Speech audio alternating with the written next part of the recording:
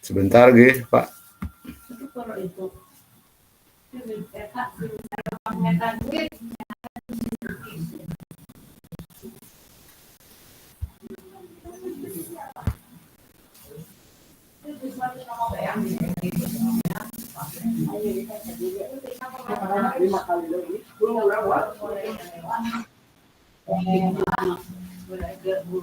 Ge sebentar Ge.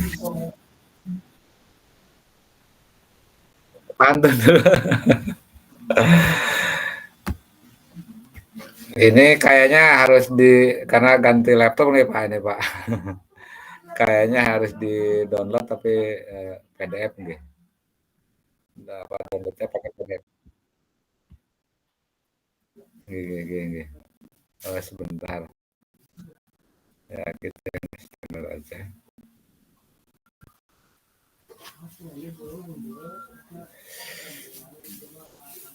Ya mudah-mudahan cepat nih Pak ini Pak sebentar Pak.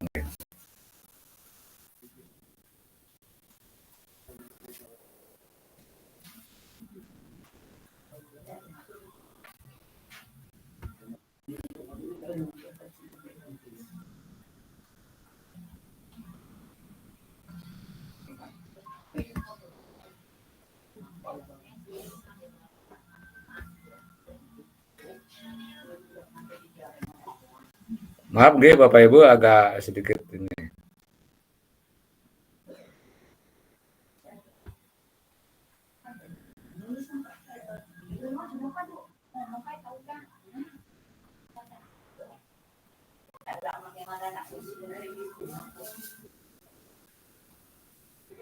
Udah kelihatan Pak?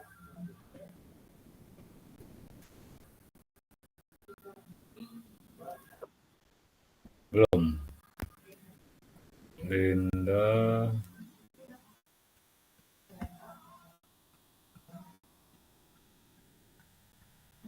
Sebentar. Ini.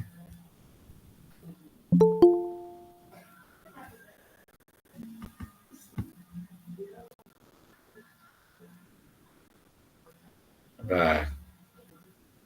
Oke. Oke. Sudah Pak?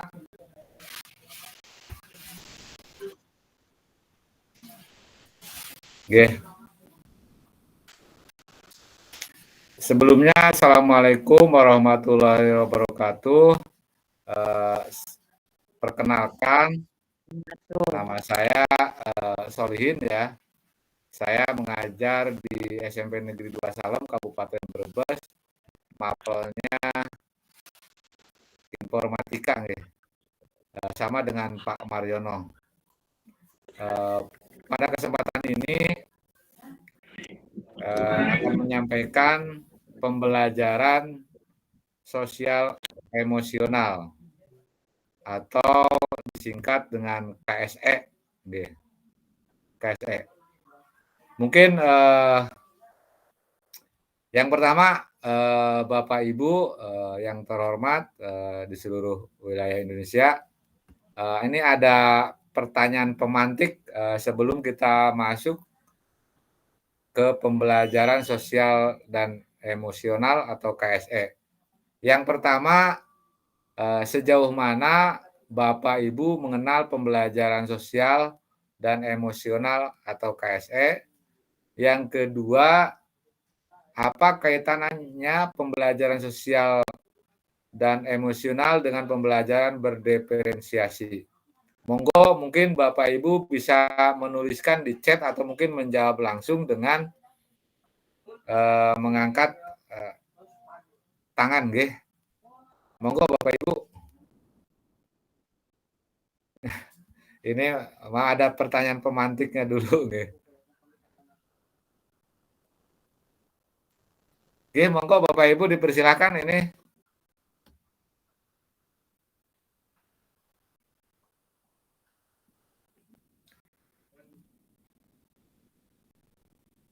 Gimana Pak ini Pak? Kayaknya serius banget nih. Apa harus ada eee, nggih, Pak Amar nggih.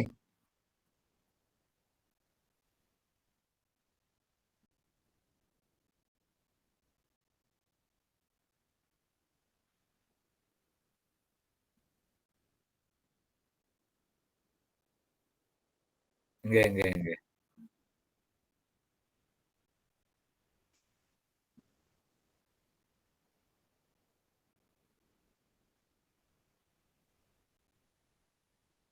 Nggih nggih.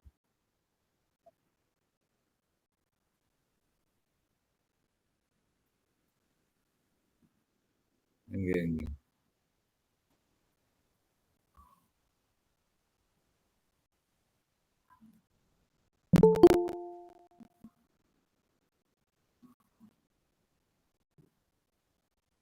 Nggih, Bapak Oman nggih. Di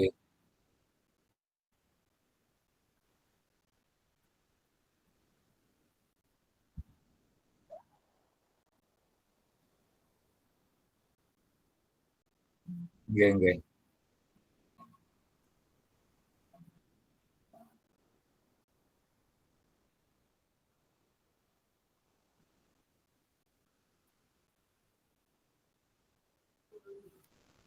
Nggih nggih nggih nggih.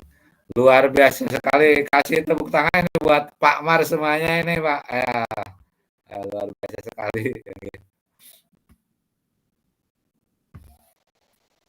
Nggih, eee, mungkin dari yang lain nih, mungkin mau nambahkan ini ada, pemantik nggih, yaitu KSE berkaitan dengan berdiferensiasi nggih.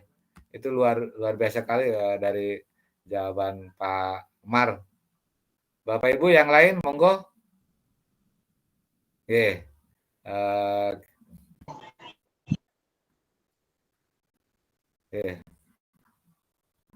Lanjut nggih. Nggih, seyogianya pembelajaran kompetensi sosial emosional atau disingkat dengan KSE, di mana guru dalam pembelajaran sosial emosional harus memahami, menghayati kesadaran diri, mengelola emosi diri, manajemen diri, merasakan dan menunjukkan empati kepada orang lain.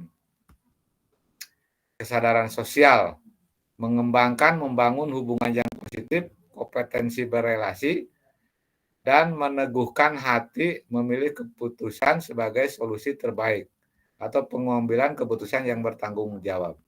Yaitu kompetensi dari sosial emosional, di mana seorang guru nggih, itu memang ya harus memahami nggih, bahkan menghayati terutama kondisi sosial emosionalnya murid kita nggih. Kalau pembelajaran tidak dengan kompetensi ini, ya kita pembelajarannya berarti apa hanya oleh guru ya, bukan ini terhadap murid ya, atau mungkin bukan memenuhi kebutuhan murid atau mungkin tahu kesadaran sosial emosional murid gitu. Jadi guru diharapkan bisa memahami gitu, memahami, menghayati murid-muridnya ya, itu kesadaran diri. Juga bisa tahu gitu, pengelolaan dirinya murid atau disebut dengan manajemen diri. Juga harus tahu bagaimana merasakan empati kepada orang lain muridnya nggih. Ya itu, intinya itu. Nah, lanjut. Pembelajaran kompetensi sosial emosional berkaitan erat dengan pembelajaran berdiferensiasi, di mana guru dalam menerapkan pembelajaran harus berpihak pada murid, memerdekakan murid, di mana pendekatan pembelajaran yang memungkinkan guru untuk memenuhi kebutuhan individu setiap siswa. Jadi kaitan KSE dengan berdiferensiasi ya sangat berkaitan sekali seperti tadi yang disampaikan oleh Bapak Mar, nggih. Jadi kalau diferensiasi itu untuk memenuhi kebutuhan belajar murid ya, atau memerdekakan murid ya. Ya dari tadi seperti domestiknya, ya itu dari ya dari kompetensi berdiferensiasinya itu. Jadi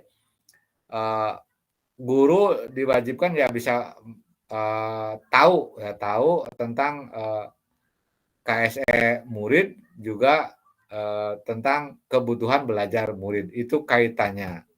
Oke, lanjut. Ya, kompetensi sosial emosional KSE yaitu kemampuan individu untuk memahami dan mengelola emosi, mengembangkan hubungan yang positif dengan orang lain, serta mengambil keputusan tepat dan bertanggung jawab dalam berbagai situasi sosial. Karena dalam situasi pembelajaran atau belajar di kelas, ya kondisi atau kompetensi sosial emosional itu ya wajib atau memang harus ada atau mungkin harus dipunyai dan harus dikelola sehingga menghasilkan hasil pembelajaran yang berpihak kepada murid gitu ya. Gurunya juga harus punya sosial emosional, juga muridnya juga sama gitu. Lanjut. Ya di sini ada ya tadi seperti di awal sudah banyak disebutkan. Kompetensi sosial emosional itu KSE berarti kesadaran diri. Ya, nanti berarti penerapannya di mana kesadaran diri. Terus ada manajemen diri. Terus ada kesadaran sosial. Terus ada keterampilan berelasi. Dan yang terakhir ada pengambilan keputusan yang bertanggung jawab. Itu dari kompetensi sosial emosional. Oke. Nah, ini yang terjadi atau penerapan KSE dalam pembelajaran semestinya seperti apa?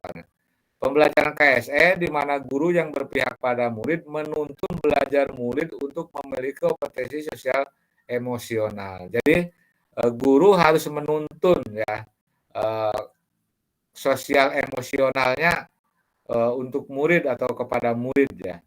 Itu seperti menuntunnya apa? Menuntun kesadaran diri. Ya, nanti diterapkan di mana kesadaran dirinya. Terus menuntun mengelola emosi diri atau manajemen diri. Menuntun empati kepada orang lain atau kesadaran sosial. Biasanya terjadi pada diskusi dan itu kalau dalam penerapan pembelajaran. Terus menuntun hubungan yang positif kepada atau kompetensi berelasi. Menuntun memilih keputusan sebagai solusi terbaik, pengambilan keputusan yang bertanggung jawab. Yaitu penerapan KSE dalam pembelajaran. Ya, selanjutnya penerapan KSE dalam pembelajaran selanjutnya dimasukkan dalam modul ajar. Ya, seyogianya guru yang merancang atau pembelajarannya modul ajar atau RPP itu di mana adanya KSE itu. Ternyata ada di semua. Jadi pada kegiatan pendahuluan, kegiatan inti, dan kegiatan penutup ini. Maaf ini kurang ini. Jadi kegiatan penutup. Jadi KSE masuk di kegiatan pembelajaran. Semuanya kompetensi sosial emosional murid ya harus terkontrol. Ya ini implementasi dalam modul ajar atau perancangan pembelajaran. Contoh dalam kegiatan pembelajaran di pendahuluan, guru mengucapkan salam dan berdoa untuk memulai pembelajaran. Ya itu harus masuk ke dalam kesadaran diri. Jadi tanpa diperintah mungkin ya, tanpa diperintah atau dengan sadar kalau berjumpa atau mendoakan itu dengan mengucapkan salam itu. Terus guru mengingatkan keyakinan kelas dan ice breaking. Guru memeriksa kehadiran peserta didik sebagai sikap disiplin. Ya ini adalah manajemen diri. Ya. Jadi pengelolaan diri. Ya ini dari murid. Ya. Pengelolaan diri dari murid. Terus guru mengingatkan kembali materi prasyarat yang telah dipelajari sebelumnya. Itu masuk ke manajemen diri. Guru menyampaikan pembelajaran cakupan materi, manajemen diri. Guru memberikan pertanyaan sebagai pemantik terkait algoritma dan pemrograman kesadaran diri. Guru membuat kesepakatan kelas manajemen diri. Guru mengkondisikan peserta didik untuk memulai belajar dengan tenang dan semangat dengan memberi ice breaking. Itu mindfulness ya, itu mindfulness itu berarti ya biasanya mindfulness juga bisa dengan musik ya, dengan ice breaking juga bisa ya, tergantung dari kebutuhan gitu. Jadi mindfulness itu tidak selamanya dengan dengan kayak model semedi atau mendengar musik yang begitu ya mengharukan ya itu. Tapi dengan disesuaikan dengan kebutuhan sebenarnya mindfulness. Ya implementasi dalam modul ajar yang di kegiatan inti ya itu. Ini murid ya, bersama teman satu kelompok, peserta didik mengamati dan mengumpulkan informasi tentang ini yang pembelajaran informatika ya, algoritma dan pemrograman. Itu keterampilan sosial. Jadi murid itu dalam diskusi. Ya ini sudah masuk dalam yaitu tadi keterkaitan pembelajaran diferensiasi konten ya, menampilkan buku bacaan atau menampilkan ini udah masuk ke kaitan. Di situ ada diferensiasi, juga ada KSE, jadi keterampilan sosial emosional. Terus bersama teman satu kelompok peserta berdiskusi merumuskan permasalahan berkaitan dengan algoritma dan pemrograman sesuai judul yang ditugaskan. Itu keterampilan berelasi. Itu KSE-nya keterampilan berelasi. Ya, ini terus yang bersama teman satu kelompok peserta didik mempresentasikan hasil diskusi kelompok yang lain, perhatikan dan memberi tanggapan, pertanyaan, saran. Guru menegaskan keabsahan presentasi dan tanya jawab. Itu pengambilan keputusan yang bertanggung jawab. Biasanya siswa kalau disuruh presentasi itu kan kalau yang berani itu berarti dia berani memutuskan, akhirnya dia juga bertanggung jawab, yaitu pengambilan keputusan yang bertanggung. Jadi keberanian itu berarti termasuk dalam KSE pengambilan keputusan yang bertanggung jawab. Ya, implementasi dalam kegiatan penutup. Nah ini, apakah bagian yang menarik dari pembelajaran hari ini? Mengapa? Ya ini kalau anak sadar dia menjawab, ya mungkin menjawabnya sangat menarik ya, karena mungkin gurunya lucu gitu ya. Pak Mar karena gurunya lucu atau mungkin gurunya enak gitu ya itu. Ya ini dengan kesadaran diri akan mengungkapkan. Terus berdasarkan apa yang kalian telah pelajari, menurut kalian apa yang termasuk kategori informatika? Ya ini kalau berani mengungkapkan menjawab berarti itu keputusan yang bertanggung jawab. Jadi keberanian, yaitu keputusan yang menjawab itu adalah keberanian keputusan yang bertanggung jawab. Terus strategi apa yang kamu gunakan? Oke, nggih nggih nggih. Nggih. Nggih, itu tadi penerapan KSE dalam RPP nggih. Ya, ini mungkin slide terakhir nggih, Pak.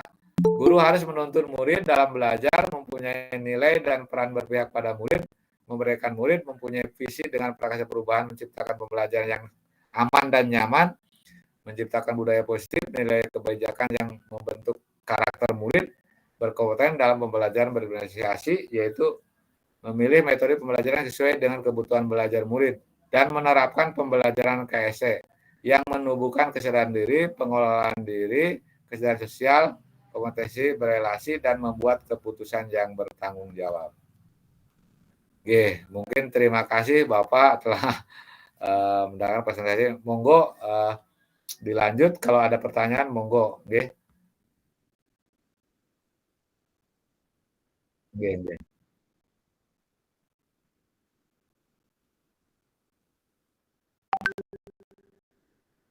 Oke. Nggih, monggo Pak Oman. Nggih, monggo dilanjut ya dari saya sekian dulu ini di stop nih. Oke.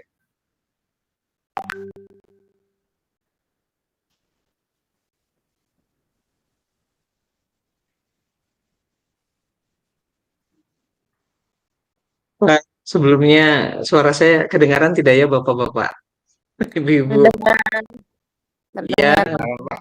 iya, mohon izin, ini di luar ada acara hiburan apa ya tetangga sebelah sana, jadi kemungkinan agak gurung sedikit ya. Mohon maaf nggih, Bapak Ibu. Kedengaran, Pak. Oh, siap. Nggih, makasih Pak Heru. Oke, Iya, Pak saya Mariono. Halo. saya izin share nggih Bapak Ibu ya. Nggih. Share, siap.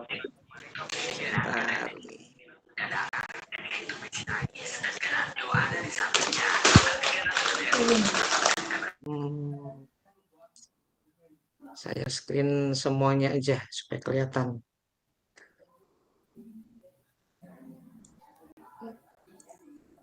Baik. Terlihat Bapak dan Ibu, Bapak Ibu. Nggih, sampun nggih, Pak.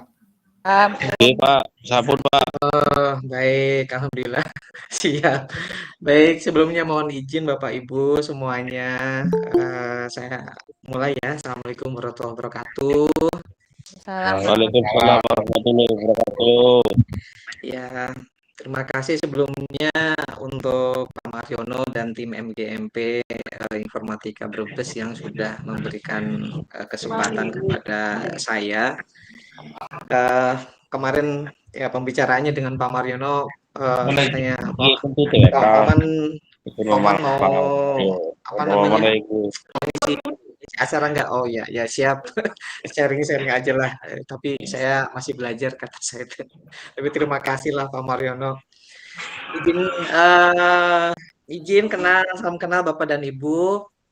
Eh, saya nama saya Oman Somantri dari Politeknik Negeri Cilacap. Kebetulan eh, saat ini saya di Politeknik Negeri Cilacap itu di jurusan komputer bisnis untuk program studi rekayasa keamanan cyber begitu. Kebetulan ditempatkan di situ. Nah, jadi saat ini ya saya malu fotonya jangan dilihat. Saya perkenalkan dulu. Uh, Saat ini kebetulan uh, saya mengelola beberapa jurnal sebetulnya, tapi kalau jurnal di Politeknik Negeri Cilacap, kebetulan saya managing editor dari jurnal Infotek Mesin.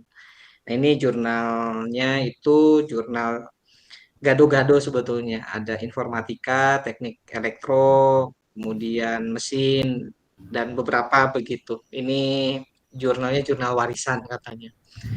Nah, kebetulan saat ini juga saya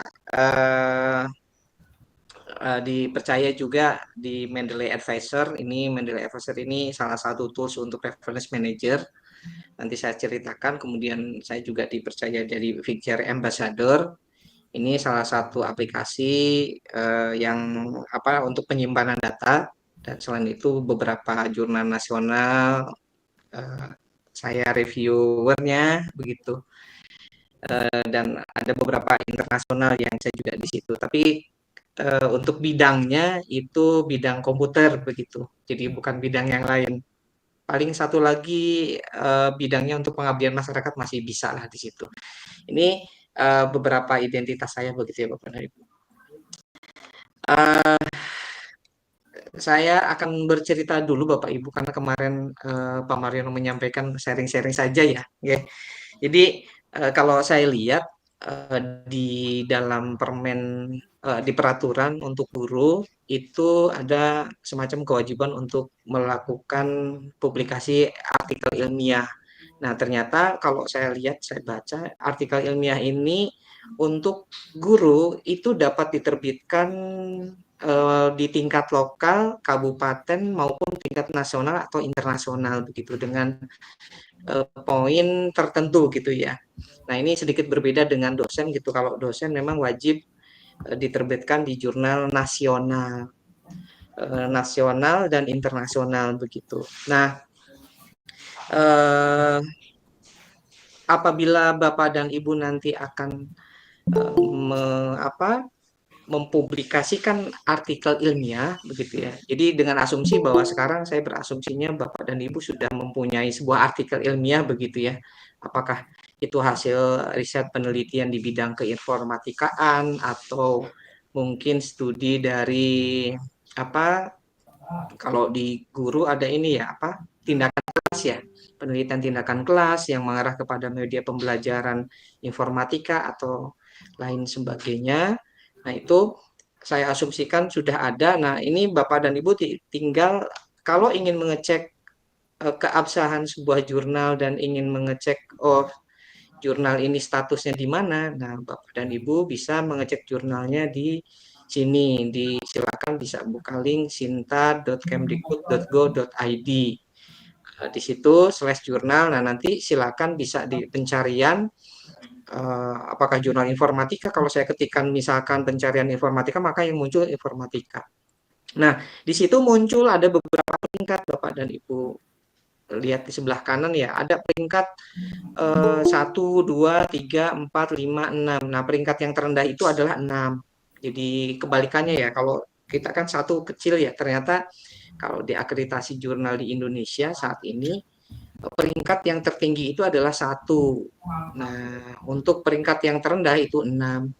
Nah, peringkat 6 sampai 1 itu kalau di kami begitu ya, di dosen, mungkin sama di guru juga ya, itu tiap peringkat itu mempunyai kredit point tersendiri. Kalau saya baca di aturan yang untuk guru, sepertinya peringkat berapapun tidak masalah ya, hanya jurnal nasional terakreditasi begitu saja. Nah, itu lebih mudah ya, alhamdulillah. Nah, ini adalah peringkat-peringkat yang ada di Indonesia untuk penerbit jurnal. Nah, penerbit jurnal ini bukan hanya perguruan tinggi, tapi bisa saja lembaga penelitian atau kebetulan di Cilacap saya juga mengelola jurnal inovasi daerah yang diterbitkan oleh Bapeda Kabupaten Cilacap. Nah, mungkin juga bisa saja di apa namanya, di Tegal, di Brebes itu yang menerbitkan adalah misalkan bagian litbang Dinas Pendidikan Kabupaten Brebes, atau bagian litbang untuk MGMP. Sebetulnya MGMP juga bisa menerbitkan jurnal begitu ya. Yang penting adalah dia legal di situ dan bisa menerbitkan begitu. Jadi tidak susah-susah untuk menerbitkan di mana saja gitu, bisa mengakomodir. Tetapi memang beberapa syarat adalah harus minimal penulisnya dari 2 institusi, minimal reviewernya 2 institusi yang berbeda gitu, editornya minimal 2 institusi yang berbeda. Nah, itu syarat-syarat untuk di jurnal nasional. Nah, semuanya kalau yang sudah terakreditasi biasanya ada sertifikatnya Bapak dan Ibu. Jadi itu kadang ketika pengajuan penilaian angka kredit itu suka diminta sertifikatnya begitu. Tapi ada yang ditampilkan, ada yang juga tidak. Yang penting sih di situ sudah di apa namanya, di linknya, di situsnya itu sudah ada. Bapak dan Ibu rata-rata sekarang untuk jurnal itu semuanya menggunakan open journal system ya. Jadi sekarang bentuknya adalah online gitu. Jadi tidak lagi bentuknya kayak cetak begitu. Meskipun masih ada cetak kayak gitu. Ini kemudian berikutnya adalah, nah, kalau untuk mengecek keabsahan sebuah jurnal, jurnal itu identiknya adalah dia punya ISSN. Nah, ISSN ini kalau zaman dulu itu masuk di LIPI. Nah, sekarang LIPI udah bubar ya, diganti oleh BRIN. Nah, ketika masuk ke BRIN, di ISSN BRIN Go ID, /terbit di situ, Bapak dan Ibu bisa ngecek. Kalau kita mau ngecek ini kira-kira jurnal ini sudah punya ISSN belum ya? Karena Bapak dan Ibu perlu ketahui ISSN itu ada 2 bentuk Bapak Ibu ya. Ada elektronik, ada cetak gitu.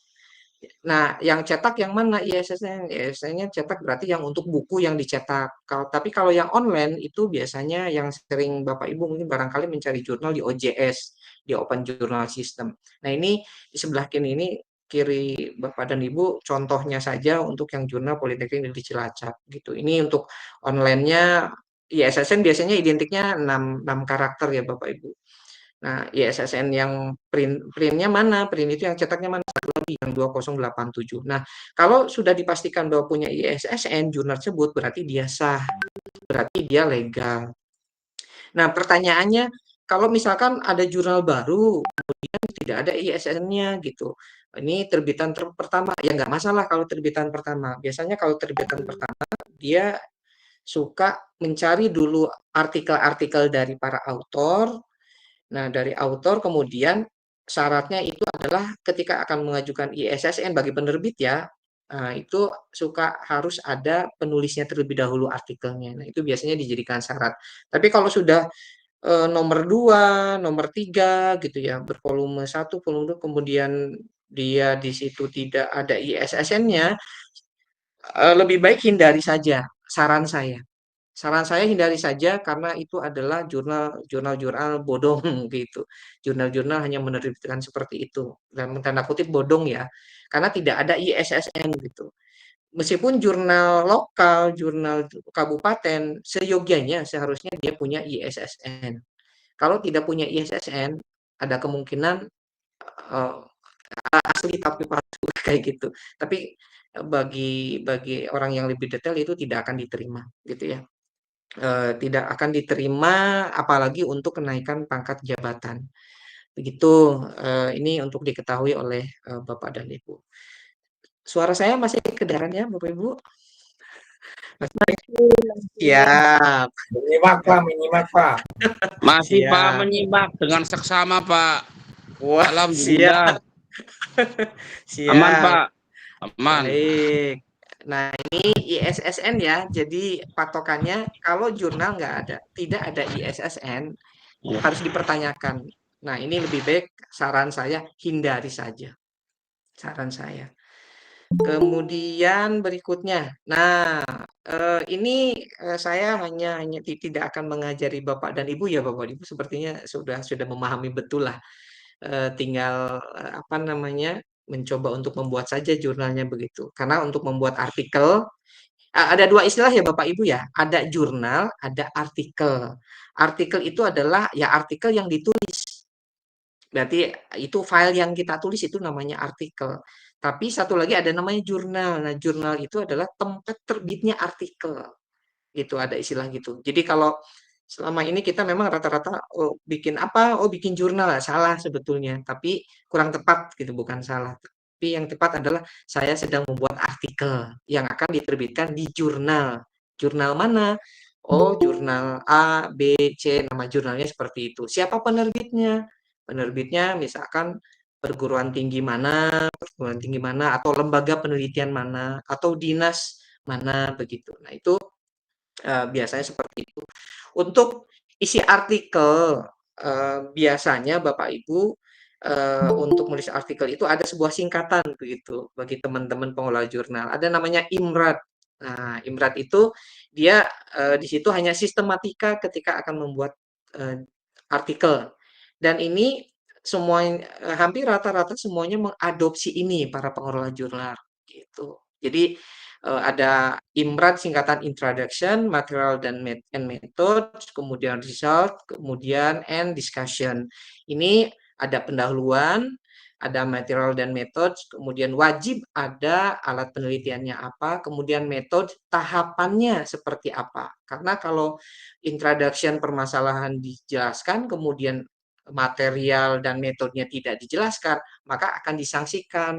Nah, di sini kadang suka ditanyakan metodenya ini sudah betul atau salah begitu. Jadi dalam dunia riset itu ada semacam begini Bapak Ibu.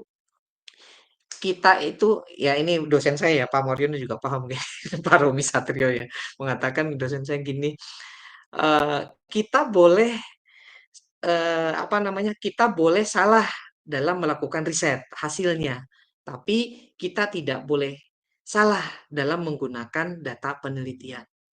Jadi metode yang kita gunakan hasilnya seperti apa kita boleh salah, tetapi kita tidak boleh apa data penelitian yang kita gunakan itu kita modifikasi sedemikian rupa untuk menghasilkan sesuatu yang benar begitu. Itu tidak boleh. Lebih baik hasilnya adalah salah.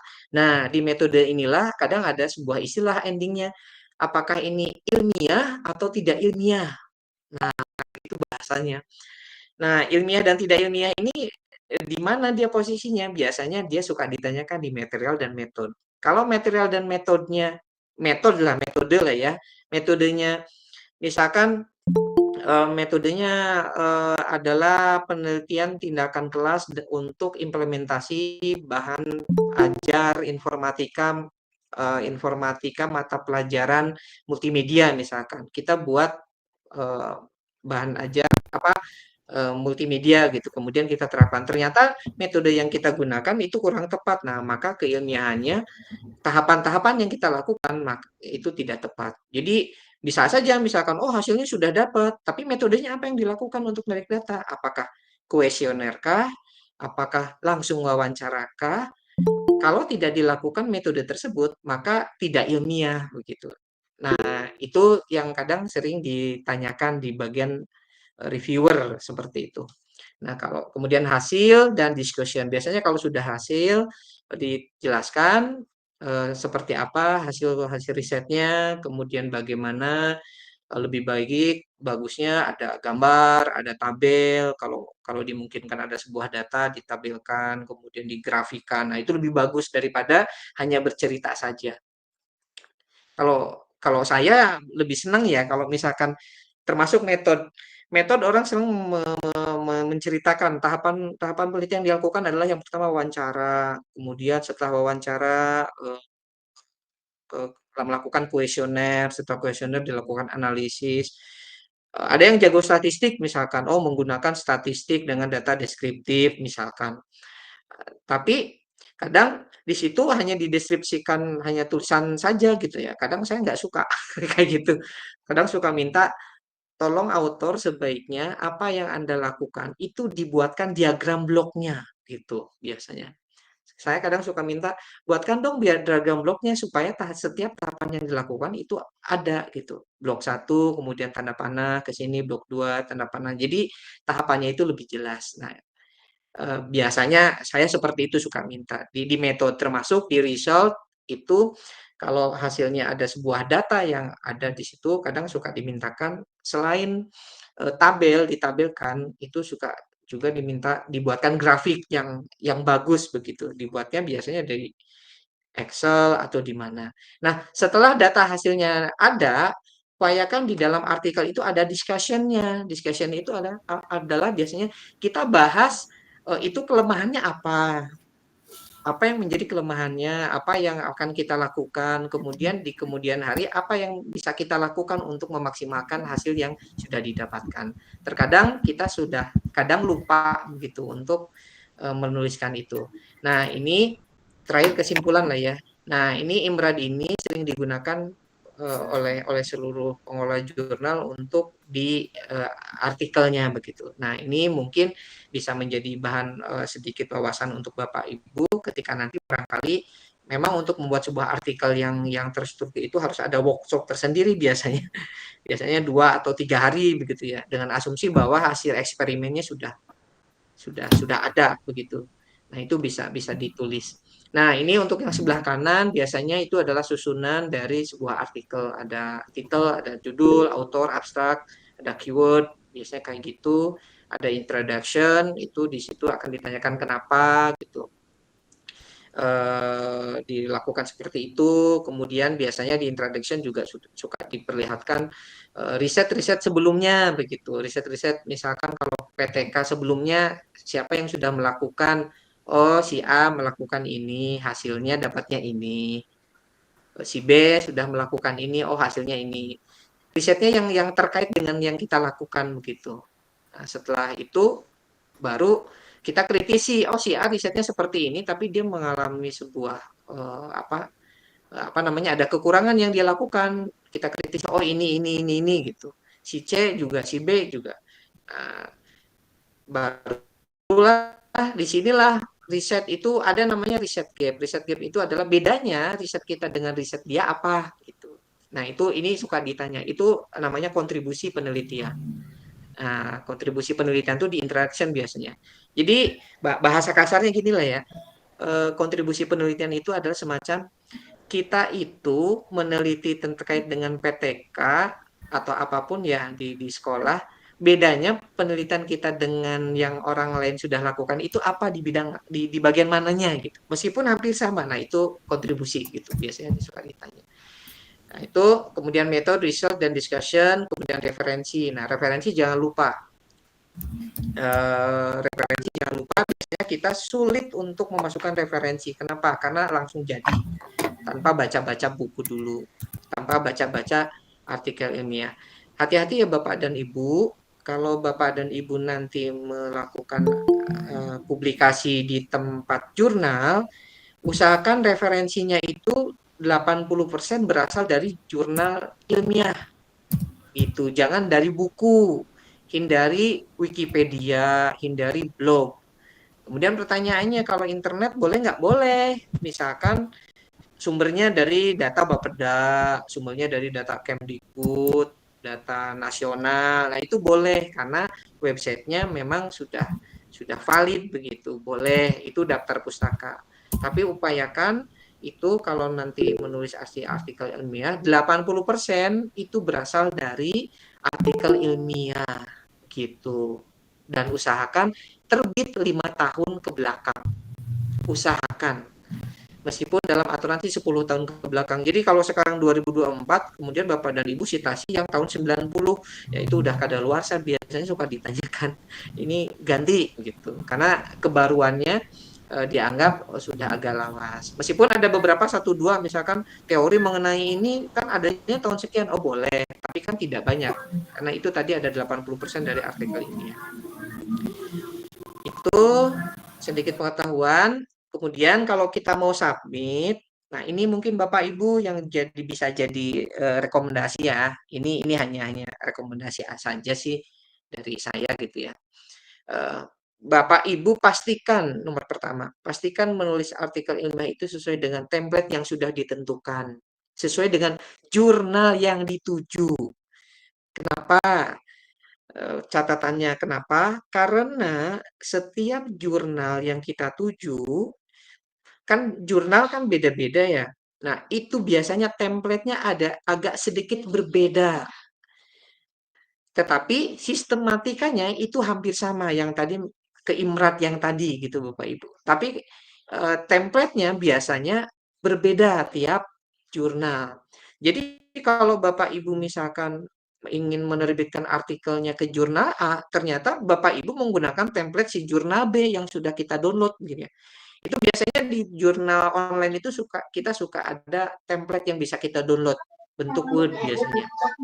Nah, itu usahakan, bukan lagi usahakan, wajib ketika membuat artikel itu sesuai dengan template yang sudah ditentukan. Nah, ini contoh yang saya tampilkan yang sebelah kanan ya, contoh template jurnal Infotek Mesin yang tahun 2020. Jadi itu contoh template Word untuk halaman pertama. Jadi kalau untuk judul dan lain sebagainya, kalau Bapak dan Ibu tidak sesuai dengan template-nya yang sudah ditentukan, itu judul ukurannya 22 gitu dan di abstrak kemudian kata kuncinya itu tidak posisinya di situ, maka saya 100% biasanya kalau tidak sesuai dengan template biasanya langsung di-reject tanpa dilihat. Reject itu langsung ditolak, langsung di-decline, tidak akan diteruskan ke tahapan manapun ya. Jadi, tapi kalau jurnal kabupaten paham ya, jurnal kabupaten apakah masih bisa diperbaiki dengan template seperti apa. Jadi ciri khas jurnal yang sudah profesional itu dia punya template sendiri. Bisa di-download atau disebarkan gitu ya. Itu yang 100%. Jurnal mana yang harus diperhatikan oleh kita semua Bapak dan Ibu. Kemudian yang kedua adalah ikuti jalur dan mekanisme penulisannya yang sudah ditetapkan. Jangan keluar dari yang sudah ditentukan. Jangan terlalu berinovasi, ingin menambahkan margin kanan kirinya 2, atas bawahnya 1, atau saya mau menambahkan logonya logo sekolah, nggak bisa, nggak boleh. Nah, pokoknya jangan terlalu ingin apa ya, ingin terlalu inilah apa namanya, ingin nambah-nambah, nggak bisa. Jadi kalau itu dilakukan mau tidak mau saya sudah pastikan itu akan di-reject kembali, akan diklaim oleh pengelola jurnal begitu. Itu memang sudah menjadi mazhab ketentuannya si para pengelola biasanya. Karena kalau tidak sesuai dengan template itu akan membuat ribet bahasanya tuh ya. Akan membuat si pengelola jurnal untuk sulit untuk mengkondisikan pada saat tahapan akhirnya, pada saat ada istilah namanya kamera ready. Nah, ada istilah namanya kamera ready itu adalah istilahnya siap terbitnya. Nah, pada saat setelah editing. Nah, itu kalau isi konten bagus, semua bagus, tapi tidak sesuai template, ya percuma. Biasanya langsung di-reject karena nggak sesuai dengan tahapannya.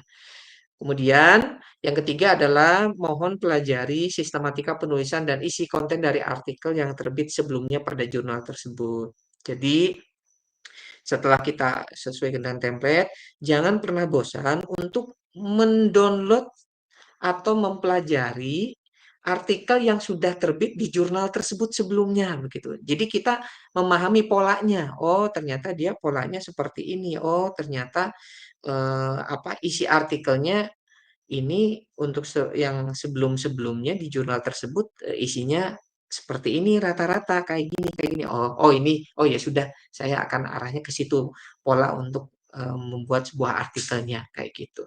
Nah, kalau bisa pelajari sistematika penulisan isi konten sebelumnya. Download yang sesuai, jangan semuanya di-download, tapi yang kalau Bapak Ibu misalkan download mengenai PTK, penerapan media pembelajaran multimedia, ya sudah yang multimedia saja. Kayak gitu, oh dijawab. Nah, kemudian berikutnya adalah pastikan tingkat similarity artikel maksimal 25% atau di bawahnya, sesuai dengan kebijakan penerbit. Jadi gini Bapak Ibu, si para pengelola jurnal itu mempunyai standar. Standarnya itu apa? Similarity. Jadi similarity itu kayak semacam kita mengecek ini si artikel ini apakah ditulis orisinil oleh dia atau dia menyadur dari tempat lain gitu. Contoh misalkan ada penelitian terdahulu si A, hasil penelitiannya akan kita masukkan ke dalam kita ceritakan di artikel kita, oh berdasarkan penelitian si A, ternyata media pembelajaran multimedia itu sangat baik dan dapat diterapkan bagi misalkan bagi siswa tingkat 2 misalkan. Tingkat 3 tidak sesuai, belum sesuai. Nah, itu kita misalkan mau menyadur. Nah, kita nggak boleh langsung plek-jiplek copy paste langsung begitu saja gitu. Kenapa? Karena nanti akan dicek similarity-nya gitu. Dengan menggunakan tools tertentu, biasanya kita menggunakan Turnitin. Ada istilah namanya cek plagiasi ya. Plagiasi itu dengan similarity agak sedikit beda. Similarity itu kemiripan. Jadi kalau kita copy paste dari mana, dari jurnal ini copy paste, dari buku ini copy paste, dari situs ini copy paste gitu. Masukin ke artikel kita. Jadilah ya. Nah, ternyata ketika akan direview oleh si reviewer, biasanya editor sering ngecek dulu ini tingkat similarity-nya berapa. Biasanya kalau lebih dari 25 itu akan di-reject langsung. Terlepas isinya bagus atau enggak. Kayak gitu. Nah, kalau kurang dari 25%, nah biasanya diterima. Ada juga kebijakan dari para pengelola, misalkan ini maksimal 25% untuk dapat diterbitkan, tapi misalkan kita terceknya 35 atau 30, oh biasanya kalau 30 35 masih bisalah dilakukan perbaikan. Nah, perbaikan inilah ada istilah namanya parafrase. Ada istilah parafrase. Parafrase itu kayak semacam mungkin Bapak Ibu yang guru bahasa Indonesia ya. Jadi kayak semacam kita maksudnya sama tapi bahasanya yang berbeda begitu. Misalkan ada artikel Budi mengendarai sepeda motor ke sekolah. Titik. Kita copy paste Budi mengendarai motor ke sekolah. Maka similarity kan 100%. Kalau Budi mengendarai motor ke sekolah. Nah, maka saya parafrase tapi saya artikelnya beda misalkan. Oh, kalau ke sekolah Budi suka mengendarai motor. Itu kan tadi bahasa pertama Budi ke sekolah mengendarai motor. Tapi kita juga bisa dibalikin begitu ya. Ada pola SPOK gitu ya. Jadi kita bisa bisa bercerita tersebut tetapi maksudnya sama. Tapi dengan bahasa tidak dibalik-balikin lagi dengan copy paste lagi, tapi dengan bahasa diketik manual. Saran saya adalah rekomendasinya adalah apabila Bapak Ibu ingin menulis sebuah artikel, lebih baik ditulis manual saja. Meskipun ada kata-kata yang sama gitu. Kadang ada pertanyaan kalau misalkan undang-undang sama gimana? Oh ya sudah tidak masalah dia copy paste tapi biasanya suka ditanda kutip dua. Tanda kutip dua itu ada tanda kutip satu ya kan buka, kadang tanda kutip dua buka, tanda kutip dua tutup gitu ya. Tapi kan biasanya kalau orang informatika tidak ke situ. Rata-rata menghindari bahasa-bahasa berdasarkan undang-undang bahwa ini jarang, jarang lebih biasanya lebih kepada masalahnya apa. Kemudian berikutnya adalah ini yang paling sangat dihindari dan paling dibenci gitu ya ini bahasanya. Oh, bahasanya sarkas ya. Jadi paling dibenci oleh para editor jurnal biasanya adalah kita sering ada beberapa autor yang sering menerbitkan atau mengirimkan artikelnya itu ke beberapa tempat yang berbeda. Contoh, kita punya satu artikel A, ternyata si artikelnya kita tebar jaring. Ah, saya kirim lagi aja ke jurnal B. Ah, saya kirim lagi juga ke jurnal C dengan artikel yang sama. Nah, hal yang seperti itu Bapak dan Ibu, itu kalau ketahuan itu pasti akan dilaporkan ke namanya ada situs namanya Anjani. Jadi akan dilaporkan akan ketahuan secara sistem secara nasional. Jadi kalau sudah kadung diterbitkan nanti akan biasanya ada pelaporan. Tapi kalau misalkan belum terpublikasikan dan masih dicek, biasanya itu si jurnalnya autor tersebut biasanya di backlist untuk tidak lagi submit di jurnal tersebut.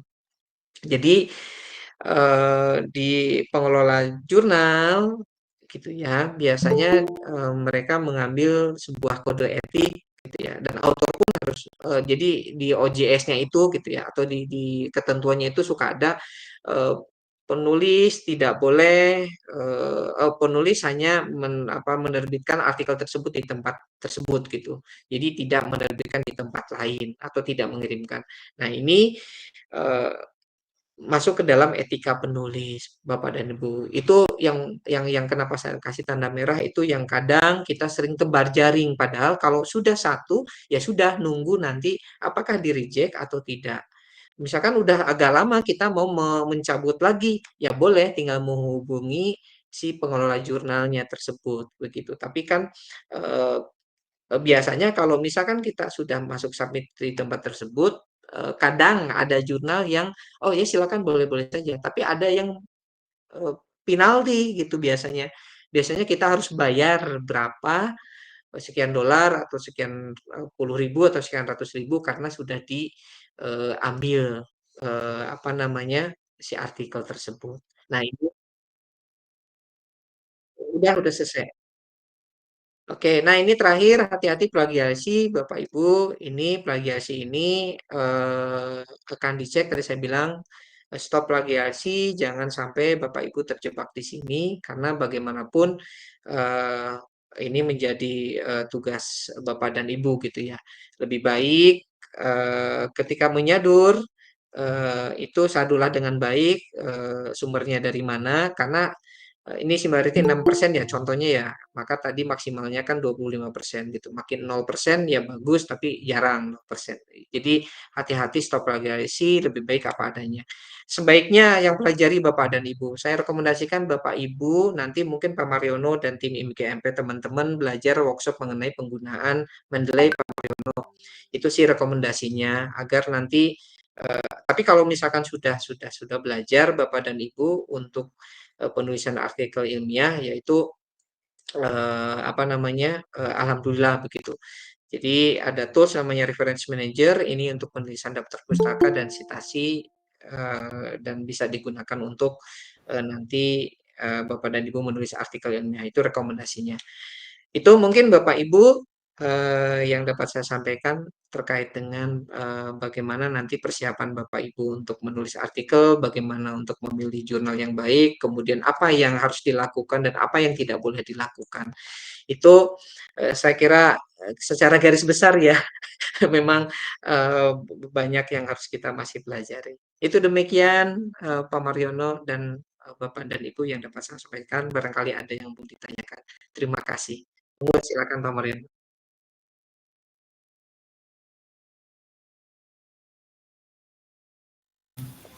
Masih Pak. Nggih. Nggih. Silakan Monggo. Ya.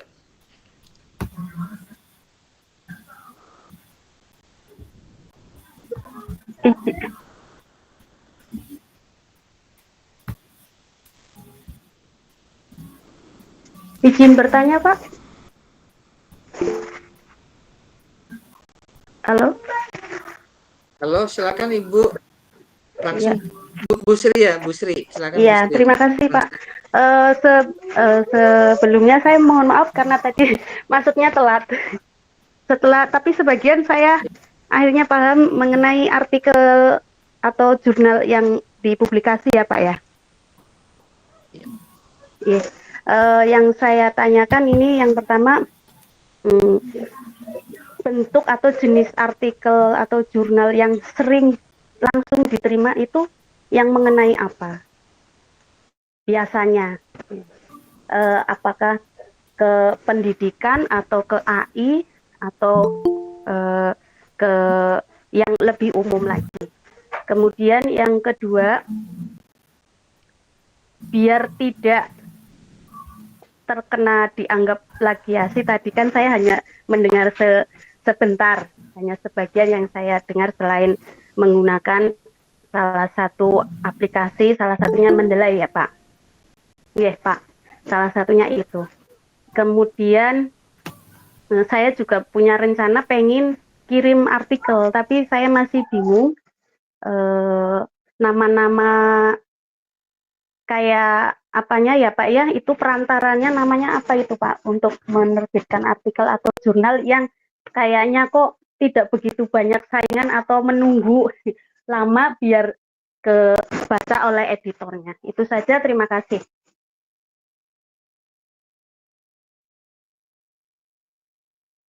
Langsung aja ya. Langsung saja ya Bu Sri ya. Ya, terima kasih Bu Sri. Salam kenal ya Bu. Terima kasih. Baik, begini Bu, biasanya tiap jurnal itu mereka mempunyai fokus dan skop tersendiri begitu.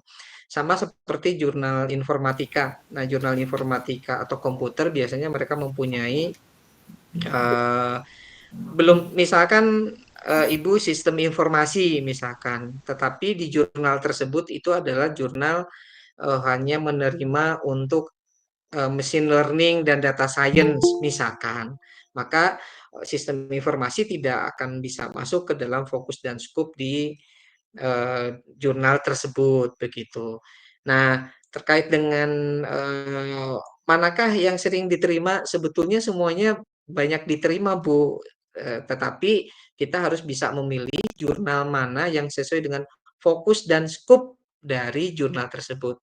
Kalau masuk ke OJS biasanya kita bisa melihat di bagian about biasanya atau fokus dan scope tinggal klik. Oh, ini fokusnya di apa namanya bidang keilmuannya A, B, C begitu. Ibu bidangnya apa ya Bu? Saya informatika. Rencananya mau bikin jurnalnya tentang selain FASI, satunya juga tentang multimedia. Lah itu saya bingungnya masuknya kemana. Saya udah bikin akun 2, cuman submit nun belum sempat karena emang itu udah sesuai belum seperti itu. Oh ya baik. Yeah. Biasanya ya itu memang kan masuk ke kontribusi ya. Kalau masuk FASI biasanya jurnal, kalau rekomendasi saya sih jurnal nasional itu bisa Bu. terakreditasi ya, Sinta 3 4 bisa masuk kalau pakai 5G. Tapi kalau yang multimedia bisa lah nasional juga. Tapi bentuknya kalau hanya perancangan sama desain ya bisalah Sinta 6 begitu. Kalau diterbitkan di jurnal kabupaten, saya kira eman-eman lebih baik cari jurnal yang nasional saja begitu. Eman-eman kasihan. Tapi memang harganya beda-beda ya Bu ya. Biasanya ada yang 300.000, ada yang 250.000, ada yang 400. Kecuali Sinta 2 ya Bu. Sinta 2, Sinta 1 udah mulai 2 jutaan. Lah itu 2 juta, kita 2 juta setengah. sasarannya Sinta 2 Pak Oman. Sinta Ah, 2 syaratnya. Lah itu kemana itu? pertanyaannya siapa yang nyuruh Sinta 2? Saya mau nanya Dosen. dulu. Dosen. Dosennya terlalu ini tuh. Eh, Oh, S2 mana? S2 mana? RHS lah. Mohon maaf nggih Pak Oman nggih. Enggak, nggak apa-apa. Nggak apa-apa, Bu. Kalau Sinta 2, Jogja, ya Jogja. monggo. Oh, Jogja. Ya, kalau Sinta 2 sih bisa-bisa saja, tapi itu memang kalau standarnya magister ya, Ibu mengikuti panduannya dosen S2, kontribusinya bisa Sinta 2. Sinta 2 banyaklah Jasin Bis, Resti. Saya juga reviewernya di situ, Bu. Resti, Jasin Bus, terus yang lain beberapa. Tapi 5G-nya ya Bu, kalau multimedianya saya nggak recommended. Kalau multimedianya Cinta sekian, tapi kalau yang 5G karena ada artificial intelligence-nya mungkin bisa dikontribusi di situnya. Intinya adalah sesuaikan dengan fokus dan scope yang diterima, kemudian milih jurnalnya ya kita dari Sinta itu Bu yang tadi. Tapi kalau ingin detail masuk ke BRIN yang LIPI tadi, yang awalnya LIPI. Jadi tinggal klik di situ, dicek satu-satu. Tapi kalau mau langsung Sinta berapa sekian. Tapi itu ketinggian tuh Sinta 2 tuh. Duh ya Allah. Ketinggian itu ya, ya, ya Nanti ketinggian. minta bantuannya ya Pak Oman. Oh, aduh bantu. Sama Pak Mariono nih. Ya nanti Dosen. Ibu buat Oke, ya oke. ya Terima nanti Ibu kasih. buat saja jurnalnya jurnal di mana sesuai dengan template nanti bisa saya coba periksa dulu begitu. Nanti Ya, gitu. terima Salah lewat kasih. Pak Mariono. Nggih. Oke. Ya, itu mungkin Bu ya solusinya ya. Eh, monggo Bu Dince. Nggih. Baik, terima kasih. Assalamualaikum. Pak Omong Waalaikumsalam. dengan Pak Mariono. Perkenalkan, saya Dinke dari Sumatera Barat, Pasaman, Pak. Nggih. Ya, untuk sangat menarik sekali untuk pembahasan mengenai artikel ini. Kebetulan juga sedang proposal tesis. nih, Ibu Pak. Dince belum kedengaran nggih? Belum kedengaran? Lamar gimana Bu? lumayan. Kedengaran. Sudah.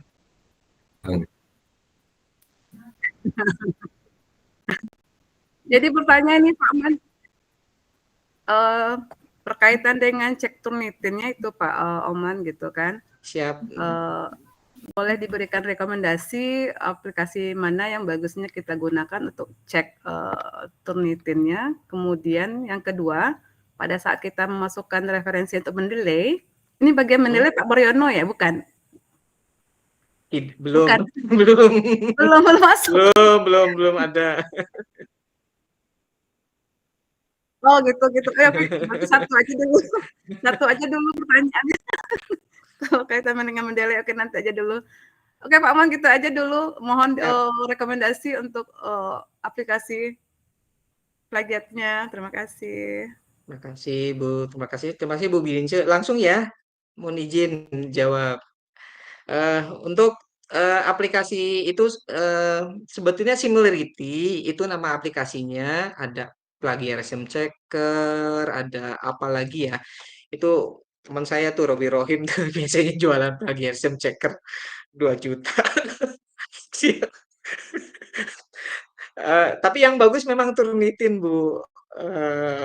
Turnitin, cuman Turnitin ini kampus saya saja memang kalau dulu sebelum ke situ memang mendompleng di konsorsium karena memang mahal sih satu tahun itu 45 juta apa ya.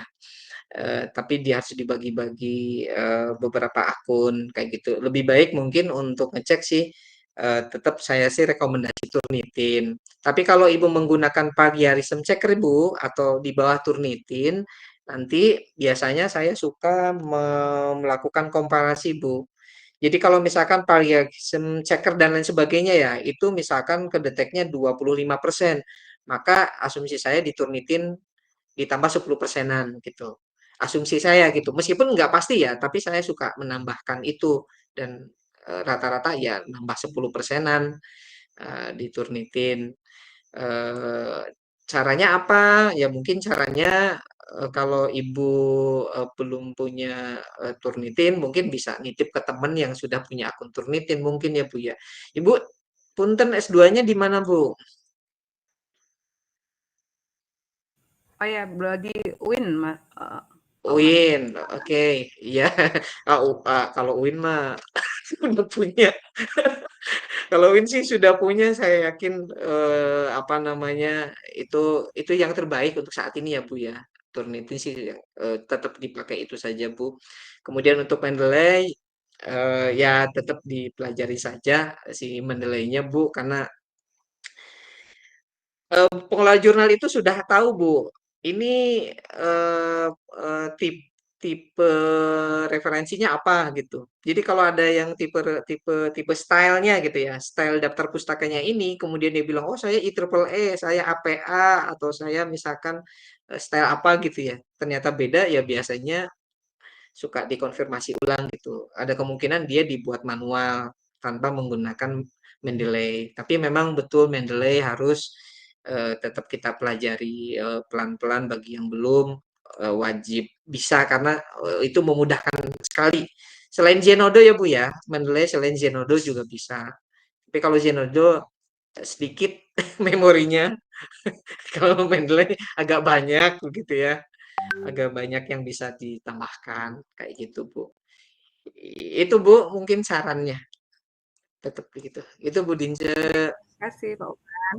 Ya, siap. Ya, boleh. Oh,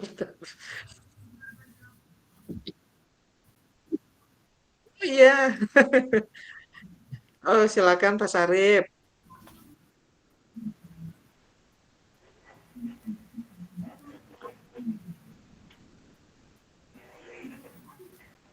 Belum ada pertanyaan saya Pak Mariono.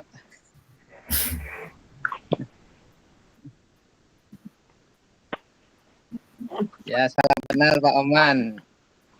Saya muridnya Kenal, Pak. Pak Mariono. Oh, apalagi saya juga muridnya Pak. Dulu banyak belajar sama Pak Mariono ini. Cuman kebetulannya lulusnya duluan aja. Iya. Dan satu kerjaan juga sama Pak Mariono ini, satu kantor gitu Pak. Oh, gitu. Saya tetap muridnya. Oh, ya sama-sama belajar lah Pak. Sama-sama saling belajar. Gitu.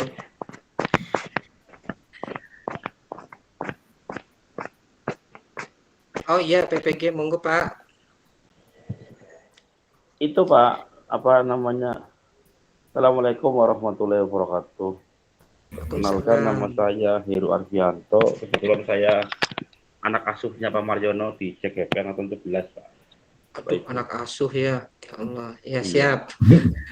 Bimbingannya Pak Mariono ini ya. Pak Mariono ini sungguh luar biasa sekali ya. Banyak fan-nya, banyak muridnya. Ini saya mau tanya Pak. Saya kan terkadang bingung untuk membuat slide Pak.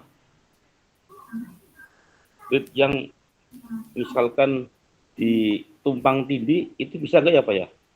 Itu aja Pak. Kadang menumpang tindihkan slide yang dalam bentuk Excel Pak. Oke, terima kasih. Yaitu bagaimana caranya jurnal. Ya. Oh, kalau jurnal saya pakainya Word aja, Pak. Ya. Oke. Itu aja wis, Pak. Assalamualaikum. Waalaikumsalam. Salam. Pak Amar. Kalau jurnal nanti mungkin menyusul, saya insya Allah menyusul ya Pak ya. Doakan.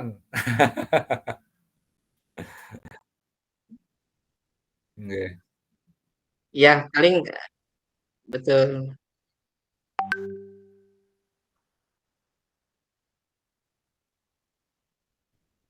Iya, tadi mohon maaf siangnya ada ini dulu apa namanya rapat eh, rencana strategis PNC jadi seharian kayak gitu. Tapi terakhirannya Pak ya, terakhir jadi terakhiran untuk Bapak dan Ibu semuanya.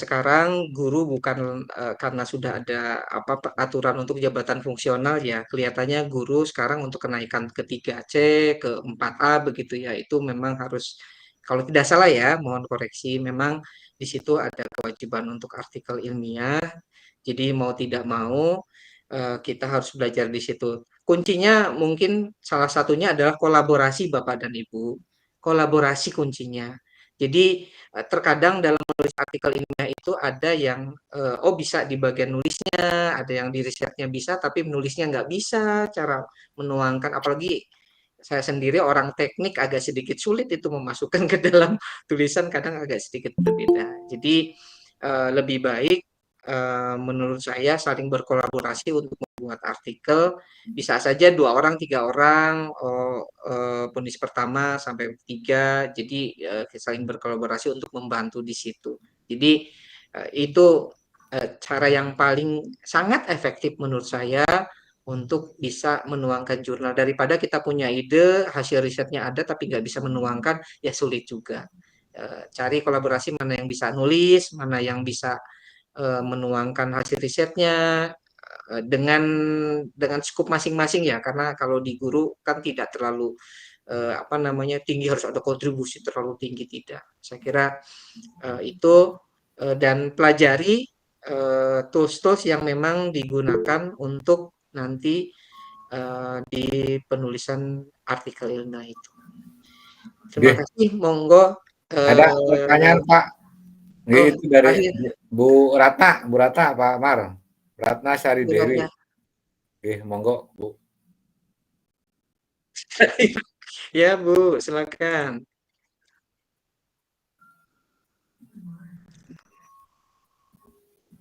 Mana? Bu Ratna mana? Apa? Oh, ya.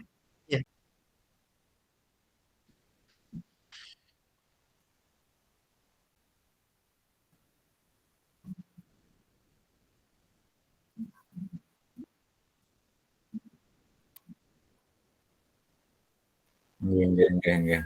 Luar biasa nggih.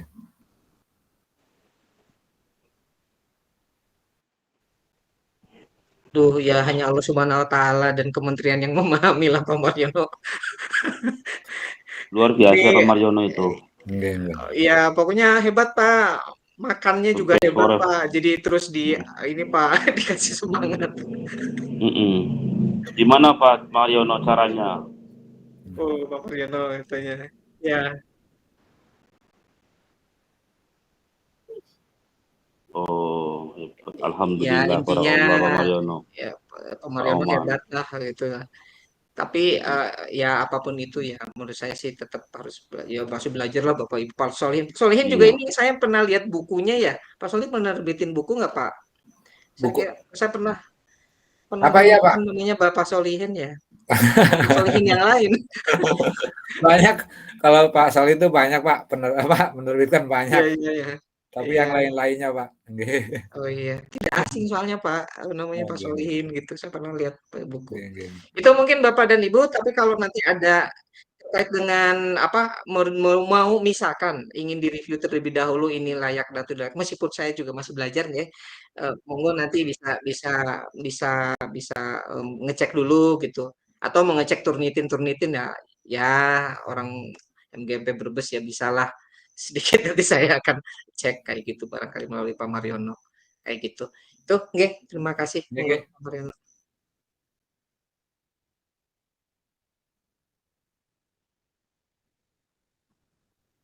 Nggih. Oke, terima kasih. Saya izin live nih, Bapak Ibu Pak Solihin. Terima kasih Nggih. semuanya. Mudah-mudahan sehat-sehat semua. Oke. Terima kasih. Assalamualaikum warahmatullahi wabarakatuh. Waalaikumsalam Waalaikumsalam warahmatullahi warahmatullahi wabarakatuh. wabarakatuh. Waalaikumsalam warahmatullahi wabarakatuh. Oke, warahmatullahi wabarakatuh. Pak Amar, masih ada waktu nggih Pak Amar? Nggih nggih nggih. Ah,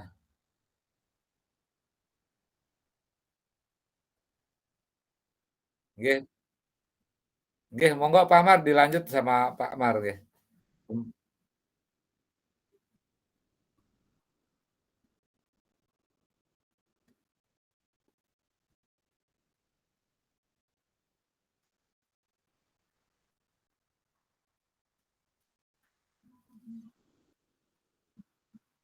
Nggih, udah baik. Waalaikumsalam warahmatullahi wabarakatuh.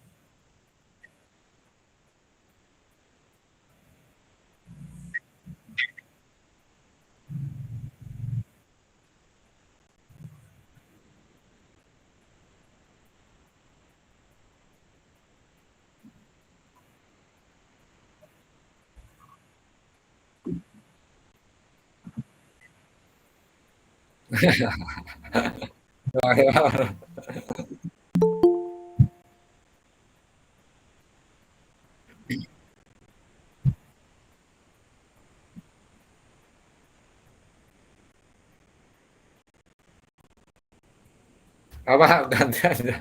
Nggih, monggo Bapak Ibu. Tidak ada, Pak. Tidak ada.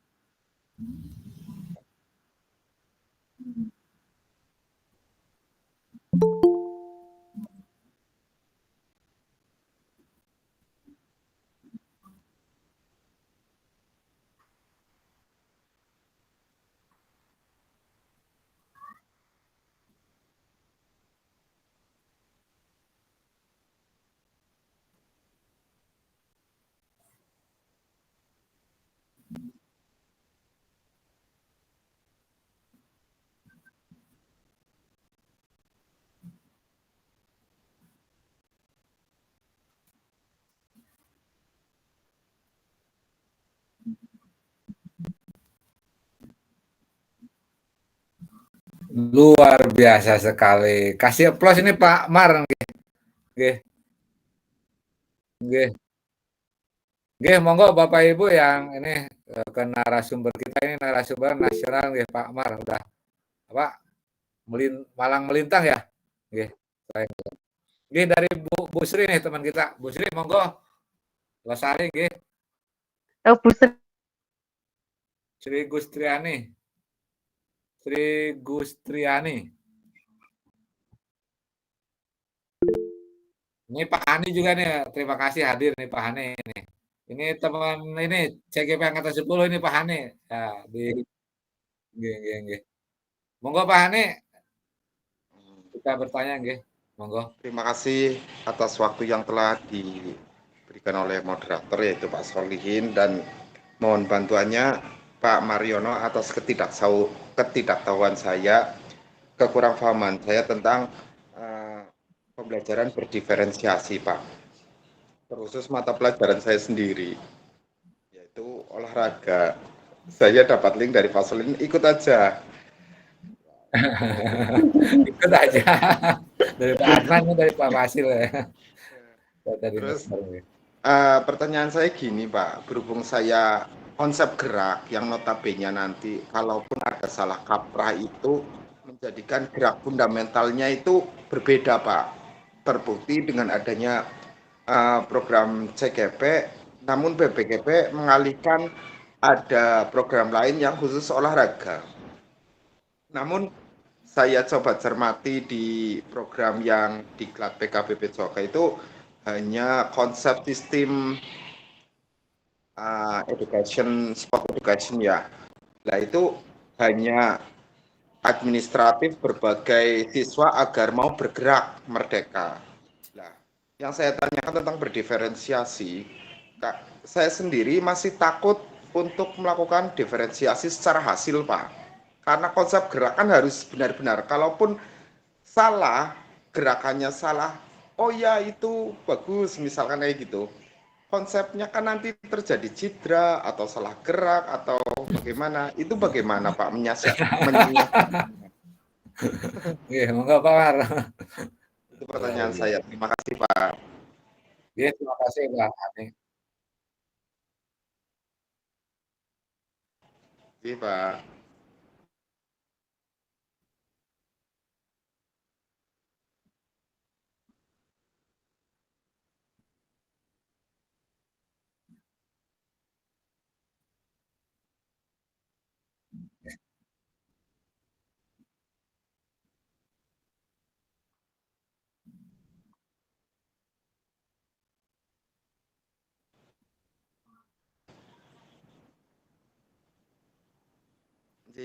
Panjang tungkai Pak, biasanya istilah.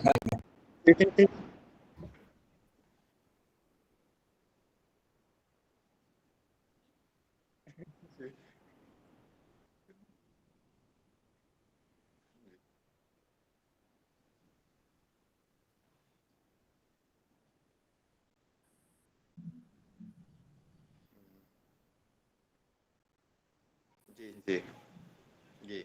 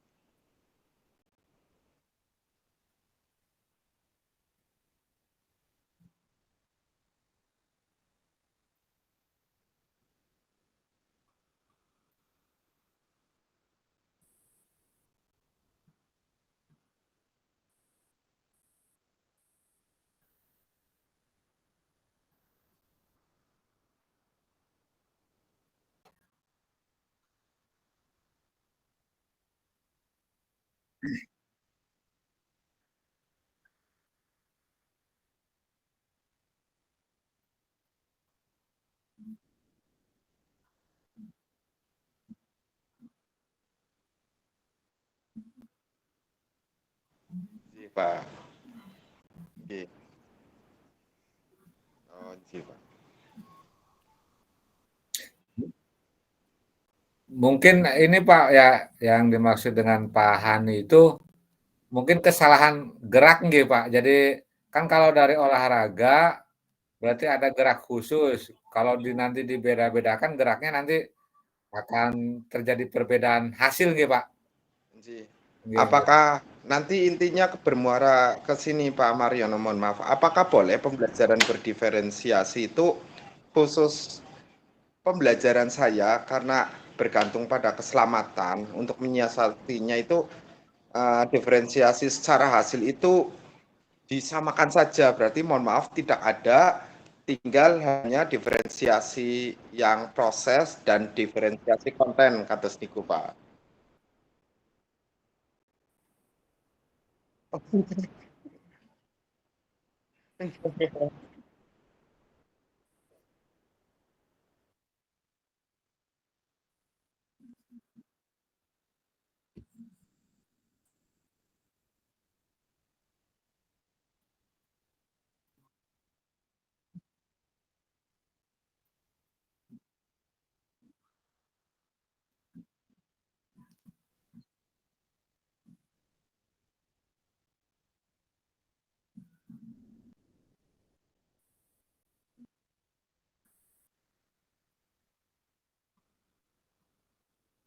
Oh, nggih, nggih, nggih. Luar biasa sekali. Nggih, Pak Hane, kira-kira begitu dari Pak Mar, cukup nggih, Pak? Apa? Pasti Pak, sangat terpuaskan Pak. Oh, nggih, nggih. Bisa diterapkan di yang lain ya, diferensiasi bukan di Pak Nurdin nggih, monggo Pak Nurdin Saputra nggih. Ya. Baik, terima kasih. Selamat malam Pak Mariono, Pak Solehin dan rekan-rekan semua. Nggih, nggih. Pak Mariono, saya bertanya sedikit saja ini. Menurut Pak Mariono, teknik yang paling mudah untuk mengidentifikasi dalam berdiferensi di kelas, terutama untuk gaya belajar anak-anak kita, itu apa itu Pak? Yang paling mudah tekniknya Pak untuk mengetahuinya? Terima kasih Pak. Nggih, nggih.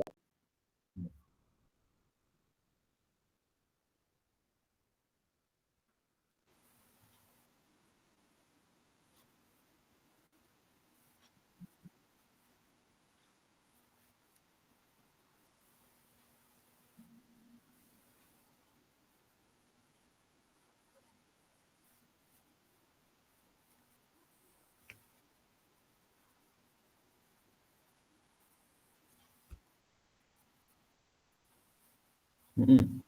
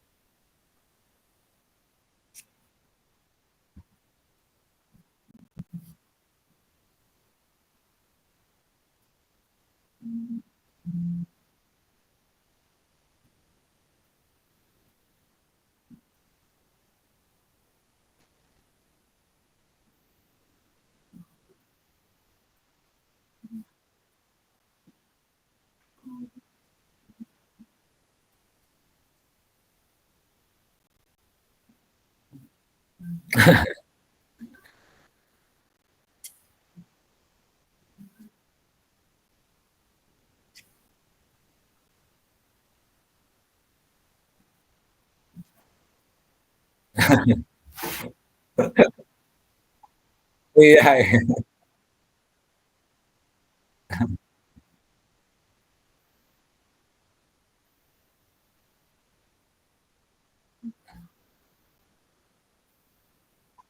Iya. Nggih. Oh, ini nambah nih apa Pak Nurdin nggih? Apa mau Oke, Pak. Siap. Cukup? Bisa nanti saya praktekkan izin ya Pak Mariono ya. Nggih, nggih, nggih, nggih. Ini nambah lagi nih, Bu. Iya. Oke, satu lagi Pak Solihin, mohon Nggih, izin. nggih, Bu Sri Mulyatun nggih. Monggo, monggo. Apa Pak Nurdin masih? Iya, Pak Mariono mohon maaf. Kalau kita masuk ke kelas kan kita menyiapkan MA, RPP apapun itu namanya ya Pak ya. Kalau untuk berdiferensi itu, apakah nanti RPP-nya atau MA-nya bisa kita buat setelah kita masuk atau memang kita harus mengidentifikasi dari awal terlebih dahulu Pak? Terima kasih.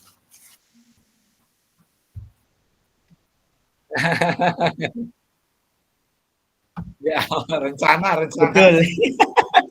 Rencana.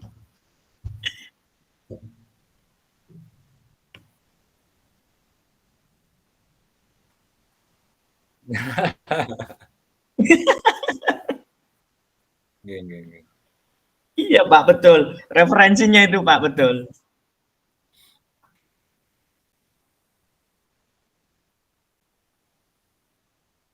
Nggih, nggih, Pak.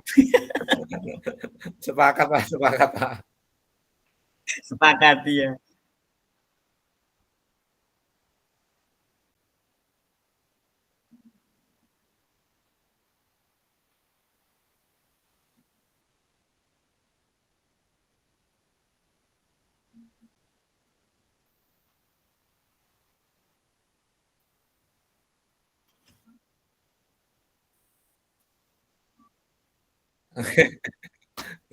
Nggih, untuk kelas 7 ya, kelas 8. Untuk 1 MGMP. Siap, terima kasih Pak. Oke, monggo dilanjut Bu Sri Mulyatun. Oke, terima kasih. Mohon maaf Pak Mariono tadi tentang eh, 3 gaya pembelajaran diferensiasi ya Pak Mariono ya. Nah kalau tiga-tiganya yang pertama, kalau tiga-tiganya dilaksanakan tadi Pak Mariono merasa kelimpungan gitu Pak. Terus yang kedua, gimana biar nggak kelimpungan Pak? Kemudian yang kedua ini tentang kadang kan siswa itu kesadarannya kurang ya Pak ya. Nah biar ya bagaimana nih? Gurunya juga. Nah ini saya mau tanya ke Bapak, bagaimana sih membangun kesadaran si siswa itu biar mau untuk belajar bersama secara diferensiasi. Selain itu juga karena kita informatika kan mesti kita menggunakan web yang ada ya Pak ya. Kadangan siswa udah disiapkan handphone masing-masing atau lab yang bagus, tapi mereka malah kadang tidak menggunakan dengan sebaik-baiknya. Nah yang saya tanyakan itu salah satunya. Membangun kesadaran siswa. Oke, terima kasih. Nggih, monggo, monggo.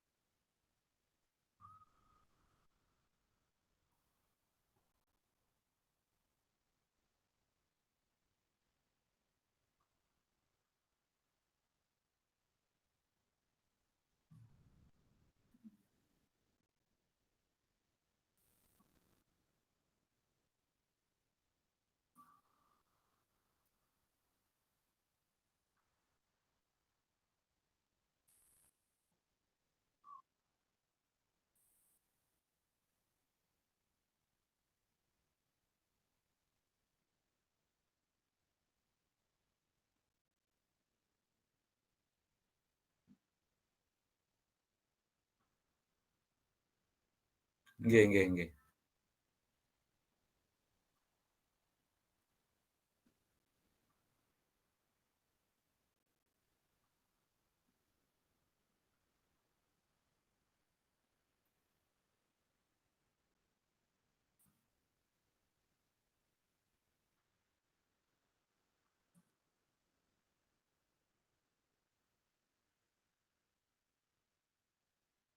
Nggih nggih nggih.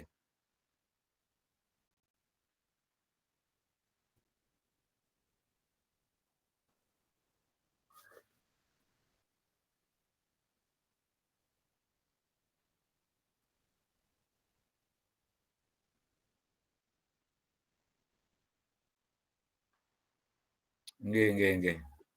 Mantap mantap mantap nggih.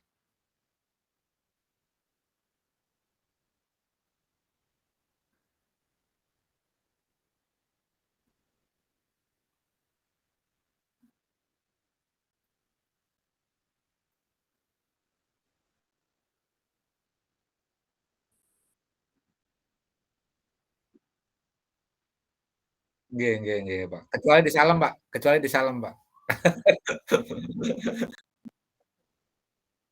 Ada ya ada ya? Ya ya ya, tetep ada ya. Kak, satu lagi boleh Pak Mariono? Betul. Oh iya, Loh, iya. Oh iya. Iya, terima kasih. Ini mengenai mental moral tangguh dalam berpikir kreatifnya si siswa ini, apa Pak Mariono sudah merubah mental mereka, Pak? Terima kasih.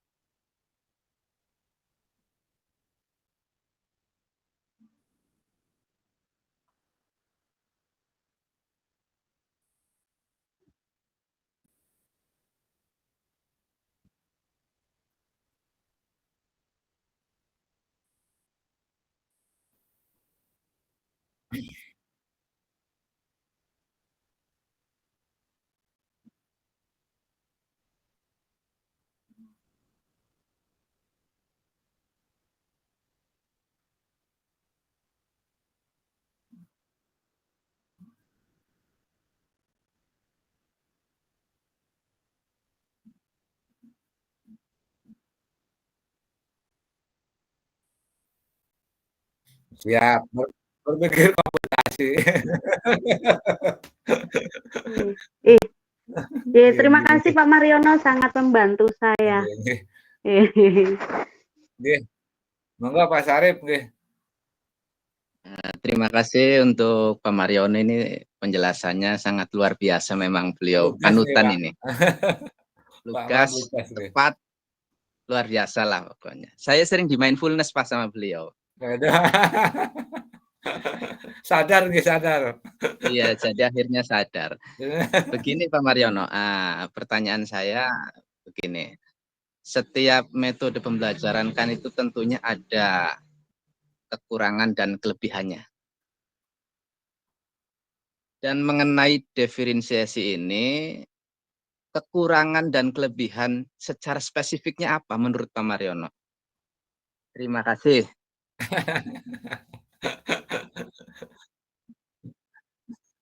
Nggih nggih nggih nggih.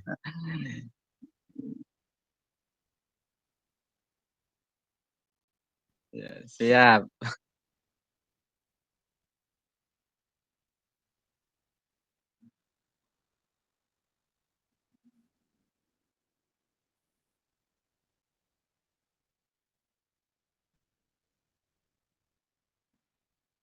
Wis. Nggih nggih.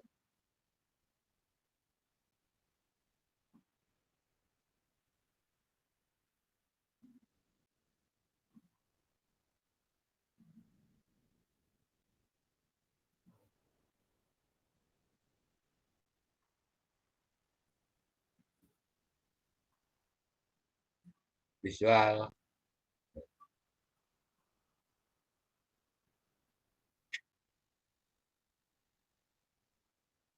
Nggih banyak ya. Nambah lagi nggak apa-apa.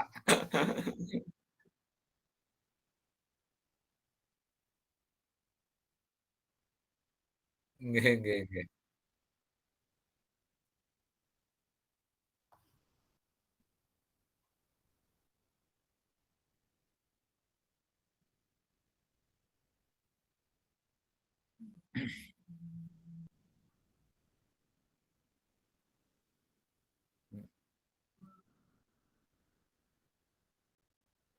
harus nambah ini Pak, mungkin harus bawa media, harus bawa apa gitu ya. Iya iya.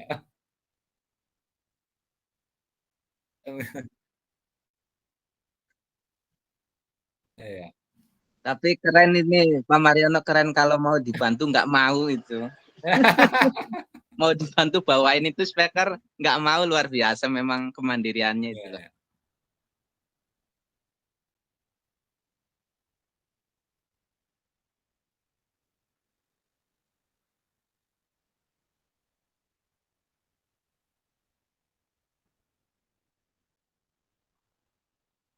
Nggih nggih.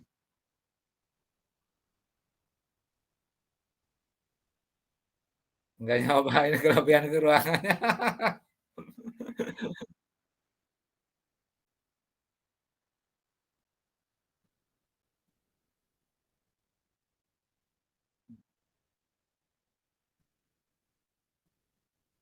Nggih nggih. Nggih nggih nggih, seru juga ya Pak. Nggih, monggo Bapak Ibu kalau apa cukup ya waktunya nggih udah terlalu larut malam? Nggih nggih, monggo monggo Bu.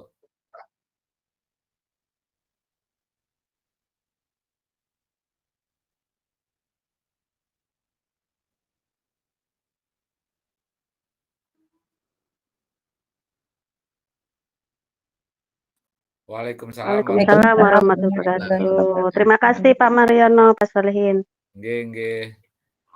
Terima kasih Bapak Ibu, telah menyimak, yaitu webinar pada malam hari ini, tersaji pembelajaran berdiferensiasi, KSE, dan tadi jurnal nasional nggih disampaikan oleh Bapak Mariono, saya sendiri, Pak Solihin, dan Pak Oman Sumantri.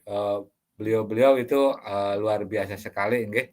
Dan, terima kasih juga kepada anggota MGMP Informatika Kabupaten Brebes nggih. Alhamdulillah, komunitas ini bisa berjalan nggih konsisten sampai saat ini nggih. Mohon doanya, supaya kami tetap bisa berbagi, terutama Pak Ketua ini Pak Mar nggih, bisa berbagi juga yang terhormat pada Ketua yang MGMP Informatika, yang menyupport rekan-rekan pengurus MGMP Informatika. Mungkin, dicukupkan sampai di sini nggih. Mohon maaf, jika dalam webinar kali ini, ada penyampaian yang mungkin kurang nggih, kurang atau mungkin masih belum benar nggih. Lebih benarnya kita ayo berbagi, kita bersama-sama, belajar, karena tujuannya kita belajar terus nggih, untuk menambah ilmu-ilmu kita.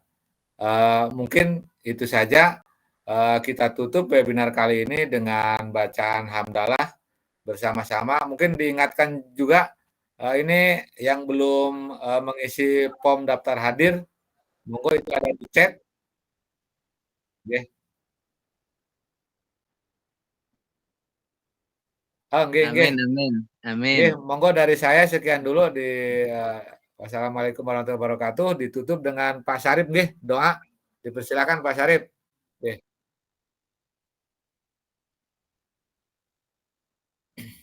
Pak Mariono saja Pak, guru saya santrinya Mas. Monggo Pak Mariono, kiai saya.